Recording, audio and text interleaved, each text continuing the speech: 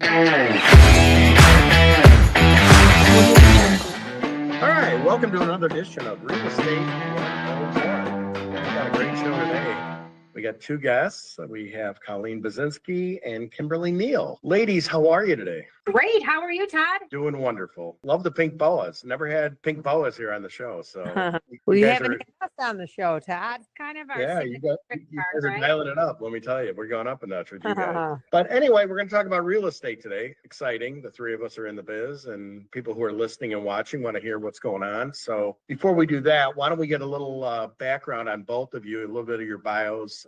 Colleen, tell us a little bit about you, your past, your history, your career, and then we'll move over to Kim. How's that? Okay, sounds great. 25th year in real estate. Still got your sanity? Some days I don't. So 25 years. I've been a licensed broker, managing broker, salesperson back in the day when we had those licenses. 3 states currently have been 4. I had California, Illinois, Indiana, and Florida. Now it's just Illinois, Indiana, and Florida. I've been a broker owner, owned multiple franchise offices, national real estate coach, trainer, and presenter. And now I work with buyers and sellers and running our group here. And I'm lucky enough to have this lovely lady helping me. Thank you. Thanks. Well, cool. That's quite a bit of history in real estate. You've been doing it for a while. Pretty extensive. Yeah, I mean, there's way more to it than that. I mean, lots of ups and downs. I could tell you that. That's for sure. Oh, yeah. I think we've all seen that. That's for sure. That's part of the gig. Kim, how about you? We've known each other a while. Give us We have, Todd, and it's good to see you again. Likewise.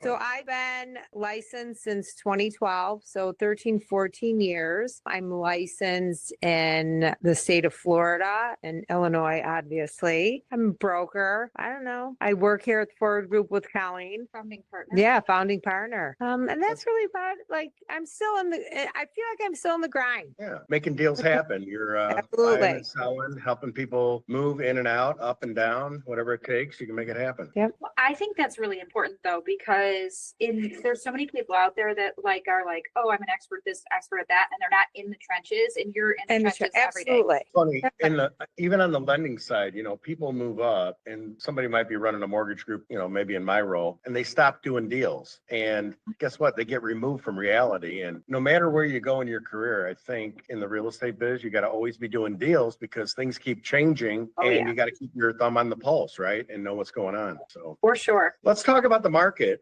We're starting September, the unofficial start to fall, the day after Labor Day. First of all, thanks for being here right after the holiday. Let's talk about Chicagoland first, and then we'll move on to Florida. But that's a whole nother story, I know. But let's talk about Chicago. What are you guys seeing right now? I don't know. You know what? I feel like the market, and this has been over the past couple of years. I feel like October tanks just a bit, just goes down a little bit, and then September seems to pick up. And I think if you keep that momentum, it'll carry you through the winter. But I'm busy again. Well, I think as an agent, you can be busy all year, no matter what. Like, there's always people that need to buy or sell, right? Like life happens, babies are born, divorce, death, all the transfers, things, job transfers, all the things always happen. But in terms of the market as a rule or whatever, 25 years, we've seen usually seasonality, which is what Kim said. Sure. Like, usually it'll slow down in the fall. I think when that changed for us significantly was post-COVID, or when COVID started, 2020, all of a sudden the market just became this unruly beast that we never saw a lull, and it just kept going and going and going. And I would say that was significantly consistent until last October. I agree. Last September, October. Yep. And I would say that initially I was like, okay, are we finally seeing that slow down of like the seasonality again when things come and go? And not to say that we can't sell properties those other times. We can. It's just we have to employ different resources and different strategies and really put our best marketing foot out there. I initially thought it was due to the election, right? Because, we had a pretty crazy election cycle happening last year with, candidates coming in and out and just a lot of craziness, right? Like, no matter what side of the fence you fall on politically, it was a very stressful time for everybody. Mm-hmm. And so I really thought, okay, is this the market changing? Finally, it's slowing down into where we're going to see a little bit of seasonality, or is this due to the election? And then January, February, we picked right back up again. So I'm like, oh, usually our spring spring markets like February, March, April, end of February, March, April, right? So I'm like, okay, well, maybe it was election based and not seasonality based. But now I'm seeing a little bit of a slowdown happening. Like, For sure. in terms of For seasonality. sure. And also, I would say it's very neighborhood specific and it's very property specific.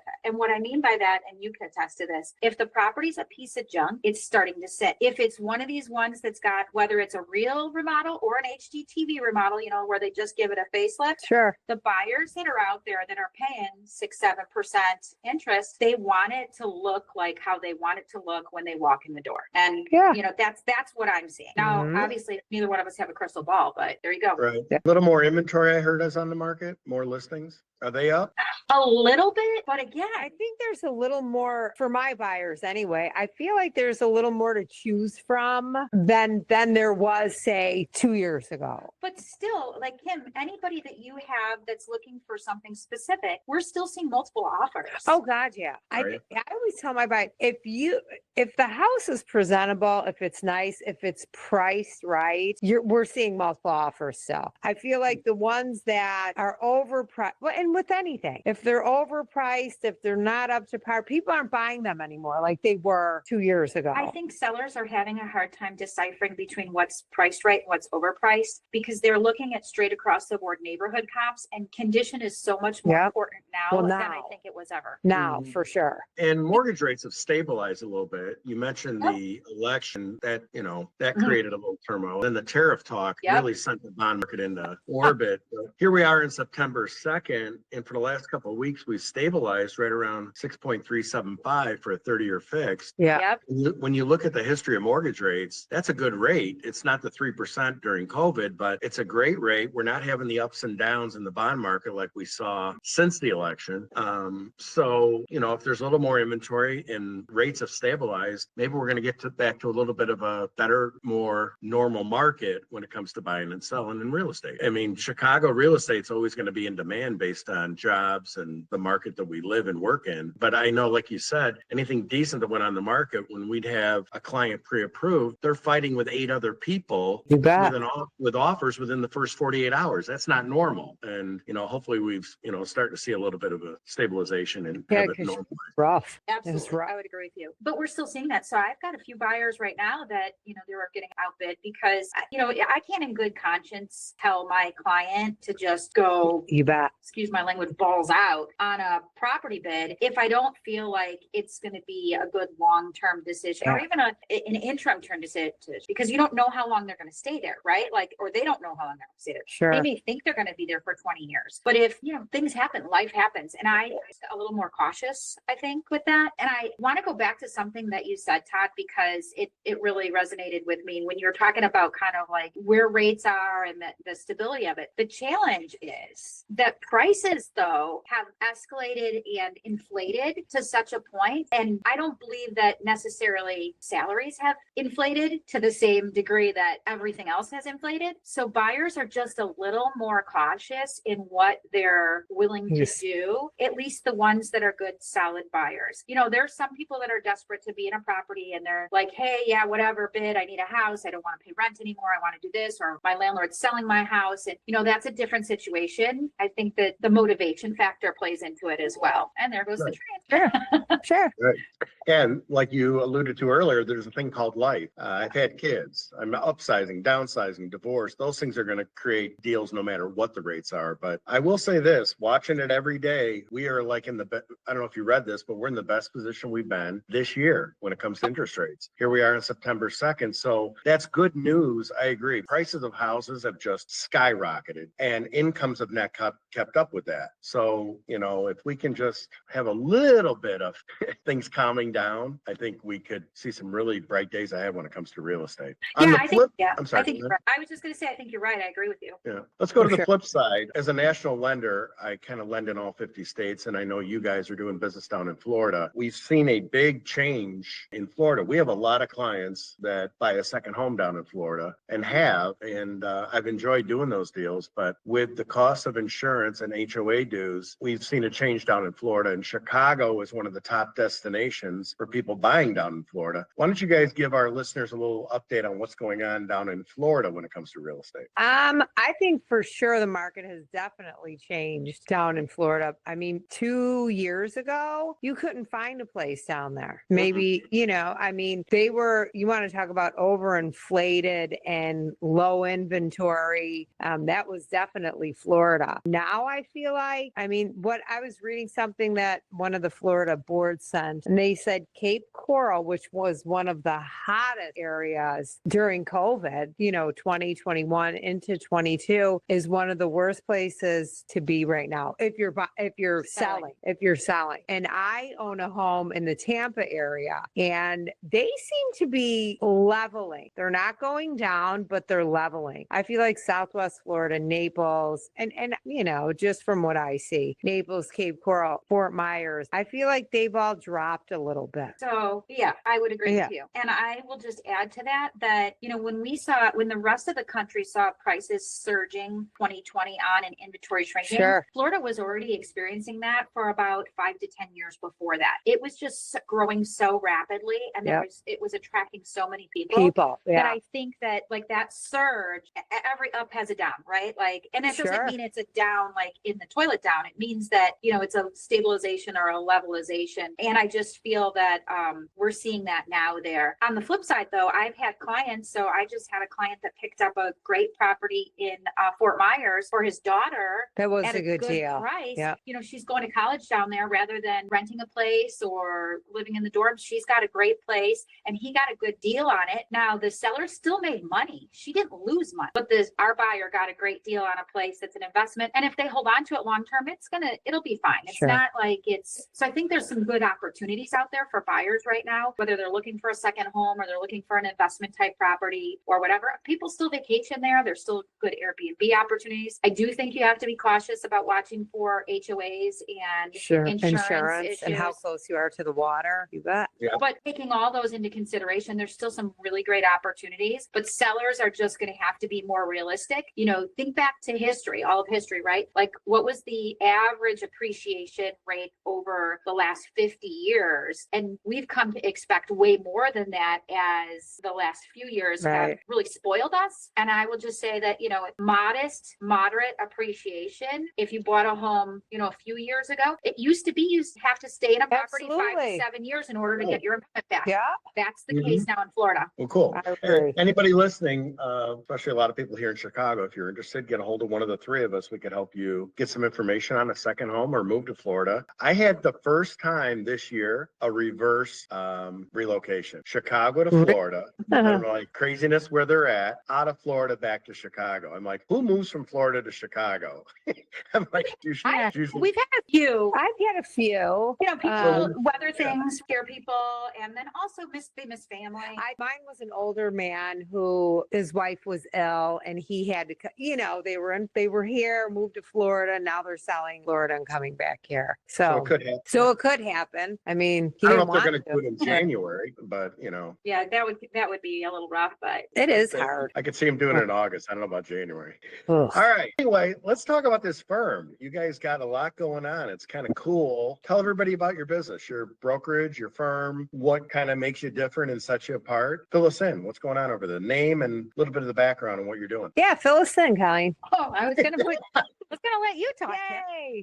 So we are the Forward Group, and we're with a national cloud-based firm called Real Broker. So it allows us to do business in as many states as we'd like. We have to be licensed in those states, but we can affiliate and bring on agents in any of the states. It just gives us more flexibility and freedom to help more clients, to do what we want. And there's no fat, middle franchisor in the middle, so that we can pass those savings on to our clients as well. So it just made us more competitive, I think. It's a great, very forward-thinking, a lot of video, a lot of technology. They've got some great fintech with our Real Wallet, just some of the ability to be able to move on our feet. And I think the way that business is done now is so different than it was. I've been around 25 years in this business. And I think about when we first started writing contracts, I remember we couldn't even email listings. We had to print them out, mail them out. I remember those days. Yeah. So the industry as a whole has evolved. And I think that there's a lot of there's a few coffees companies out there. We still have physical space for our group, and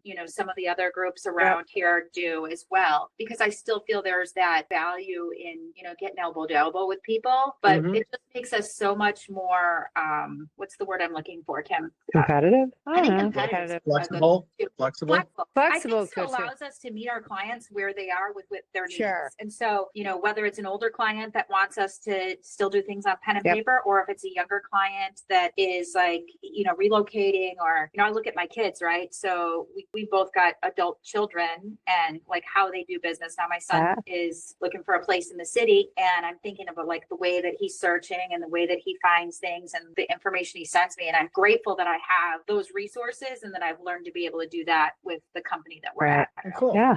Sounds pretty cool. And you're not that old. Thanks. I appreciate that. Some days I feel it. All right. But I think it's cool. And I think everybody should take a look at what you're doing. To kind of bring this all together, you both have been doing it a long time.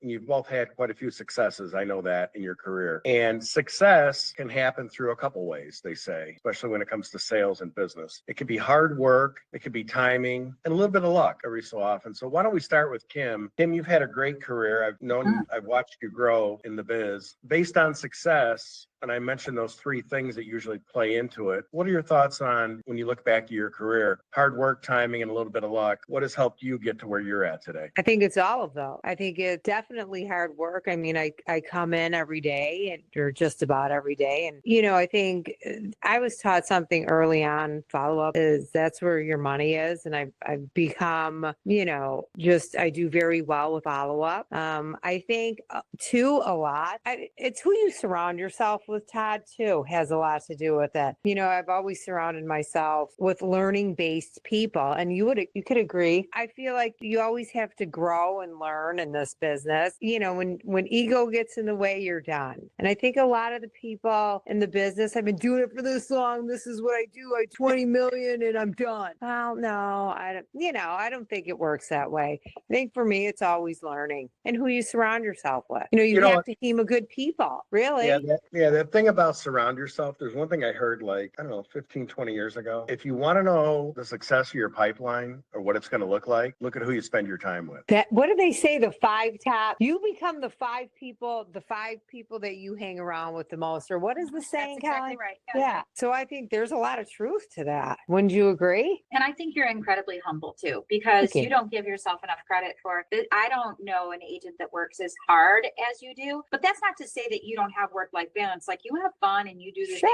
But I think what I see is agents get into this business and they think it's going to be easy right out of the gate. They don't realize the hours that we put in on the front end. They're not willing to do the hard things that it takes to be successful, meaning like coming in, calling people, following up with people, all the open houses every weekend, all the things, between the two of us, that's 20, 30, 40 years in the business combined between the two of us, and we're still doing open houses every weekend. You bet. So I would say that like you're incredibly humble, Kim. You don't give yourself enough credit. The other thing that I see, can I toot her horn for a little bit here? Absolutely. That he does really well is she is incredible with relationships with people. I called you the other day. I was like, hey, and she texted me. She goes, I'll call you back. The auto text. Call you back. Can't talk now.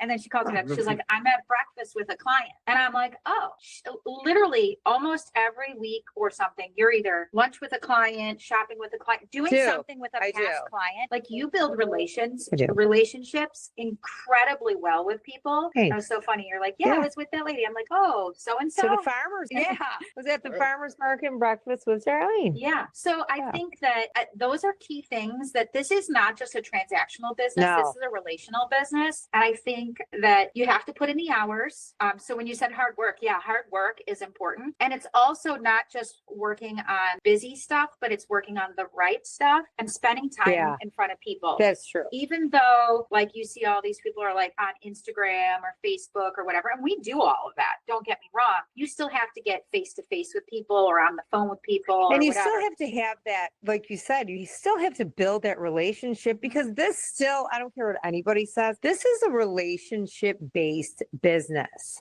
I mean, the more I get into it, the more it's referrals, which is nice, because I'm not, don't get me wrong, I grind every every day, but it's not as hard as when the first 5 years I was doing it. And Todd, I think we've known each other since at the beginning. I came in probably a couple years after. It was a grind. It was on the phones every day and, events. I remember doing a ton of events, like just I mean, I'm still grinding, but it's a different grind. I always say the work you put on in the front end buys you the freedom and the time in the back end. Absolutely. So by establishing your hard work and your work ethic at the get-go, building habits, building systems, and follow-up, I would say. And you said follow-up, but like being relentless with follow-up. I mean, you're worse than I am. I'm obsessive about follow-up. Yeah, I'm like, they're filing a restraining order against me. That's a good word. It's obsessive. Yeah. I mean, because, let's face it, people aren't like sitting around thinking like, oh, I wonder what my realtor's up to today, So we have to stay front of mind so that when they're ready, we're there for them. And I think the other thing is caring about the person more than the transaction. Yep. You are incredible at this. I like to think I'm good Absolutely. at it. Yeah. My husband works with me and he's talked people out of more houses than he's talked them into because he cares so much about making sure that they get a good solid home and it's going to be a good purchase for them and their family in their future. And you know what? I'm just going to add one more thing. I'm sorry. I'm like over talking. No. But I think about young people that we are bringing on into our team and our group and our company. And the ones that are having a lot of success. You bet they are the ones that are doing those same exact things. And I just love pouring into them and teaching them those things and like being there for like when they have this question of this scenario or that scenario, but they're building the relationships. They, I think about like Katie going over there and doing the things for the estate sale for the guy and helping him or driving the guy to the bank so that he can get his wire. Like they're learning that the relationships matter and that they're putting in the work and doing the things. Yeah. And those are the ones that are going to be the successful agents of the future, I believe. Yeah. There has been a shift with technology and social media in the industry, but you guys are right on track with saying that it's relationships because guess what? When it's all done, I don't care if they're 25 or 45, people buy from people. They might see you on social network or social media. They might find you somehow, some way, shape, or form. There's 50 ways to find us now. But guess what? After this interview, who wouldn't hire either one of you to help them buy or sell? Because you're people. You're going to listen. You're going to help them. You're going to do things that a website can't do by uncovering the needs and looking out for their best interests. And I think you both hear it like I do. I went on the internet. I saw this. Oh, okay. Well, that part of that is true. But let's dive into the whole story. And you're hiring a licensed professional with experience for a reason to guide you through one of the biggest things you're going to do in your life. So the people thing and relationship is huge. Yeah. Huge. And Colleen, the fact you're taking time training the young people on the importance of that versus just a click and a text. Yep. Tim, you're amazing at getting back to people. When I go to invite people to do this, I might not hear from them for days. You were like, in 3 minutes, how do we do this? It's like, sometimes I'll get a call and I'll answer my phone. And the real estate agent, I've heard it a couple times. Wow, you answered your phone. What do you mean, wow? Well, usually I have to leave a message and I hear back in a day or so. If I didn't answer my phone, I wouldn't make a living. And people expect that. In today's world, if we don't answer the phone or we don't get back to people right away, they're going to go somewhere else. There's other choices. I agree. 100%. And I'm so glad that you brought that up. Yep. We have a couple of lead sources that our agents are required to answer within 90 seconds or they don't get the lead. It goes to the next agent. We have for our team. And so, but that's important because if you think about it from a consumer standpoint, our consumers, don't they expect immediate gratification? Like if you're calling someone, if you had 3 numbers of 3 painters to call and you call one and they don't answer, and then you call the next one. Go down. Yeah. And then whichever one's the first, I remember I sent to a client 3 home inspectors because I try to send out a couple. Yeah. And I said, oh, how'd you choose that one? He's the only one that answered the phone. Crazy. Right? I'm like, okay, well, that makes a difference. But go ahead. Whether you're buying a house or a pizza, you call the pizza guy, he answers the phone. You're buying a house. We're not going to Jewel for a loaf of bread. How do you not answer the phone on a $500,000 deal? It blows my mind. Largest transaction someone will ever make in a lifetime for most people, and you can't even pick up the phone. That's shameless. That's why I am the way I am, because I think, Jesus, this is the largest financial decision purchase you're ever going to make. And if I was a one and done and was like, whatever, why would you refer me to somebody? Like, I want you to refer me. I want you to say, Kim was great. She was there. She walked me through it. She spent time with me. And because I would want somebody to do that for me. The only reason we should not answer our phone is because we're spending time with someone else at that moment. moment, and we're giving them all of our attention. Besides that, You how bet. do you not respond to somebody who wants to buy, sell, or finance real estate? It blows my mind. And like when I get into a deal and we're in the middle of one and I can't get a hold of the broker, they won't call me back. I want to shoot myself. It's like, I'm like, are you kidding me? Where the hell are you? We're Yeah. talking about a $500,000 deal. I'm like, okay, whatever. So, but you know what's funny? The people don't answer the phone. Technology now shows the number of deals we all do. The person that doesn't answer their phone, I'm sure they're not even close to you guys when it comes to deals. Right. So everything's relative. I would agree with that. So on that note, I'm sure all of our phones are going off right now. We got to get back to people. So I'm going to try to bring this all together for people who are watching and listening. These two ladies have been doing it for a long time. I'm not here doing a commercial for them. There's no incentive. They didn't pay me. But I will tell you this, I've known both of them for a long time. And if you're looking to buy or sell in Illinois or Florida, and Colleen also has Indiana, I will have their contact information listed at the bottom. You can reach out to them, whether it be an inquiry, a call, or just something in general about real estate. But to wrap it up, let's start with Kim. Kim, what are your thoughts for the future? What do you got planned for, or what do you see real estate the rest of this year into next year? What are your thoughts and why people should maybe think about buying or selling? No, Todd, I think there's going to be life events happens. People are always going to need to buy and sell. I think we'll close out the year. What do you think we'll do this year? In terms of number of transactions, yeah. I think we'll hit about 175. That's for us- amazing. For our, Yeah, for our group. Amazing.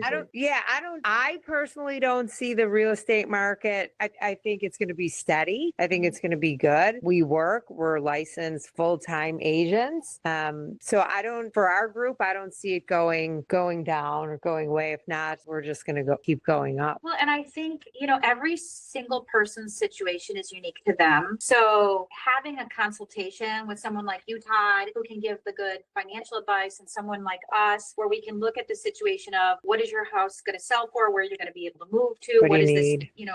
Is it a neighborhood important for schools or for taxes? Like looking at all those things, I think everyone's situation is so specific and so unique. It's important to not look at the market as a generalization or as a whole, and look at your situation and what makes the most sense for you. And when you have people that have as much experience I'd as we agree. do and care about their clients as much as all of us do, you can't go wrong, because we're going to say now's not the time to sell. Stay right where you are, ride it out, do this, or rent it out, or tough it out another year or there. Yep. Or whatever, because we want them to make good long-term decisions for themselves and their family and what makes sense for them. So I think that will guide what happens into the future. Markets are going to go up and down. Markets are going to be crazy and not crazy. And sometimes you can ride that. But ultimately, buying or selling real estate is a very personalized decision. Sure. And I think that because we've made it part of the core of what we do, to be so personalized and to be really consultants and guidance in that, that's what's kept us in this business for as long as we have. Yeah, cool. All right. Well, thanks. Sounds Like a good, plan. Todd. All right. Have a great day. Thanks, you Bye-bye. too.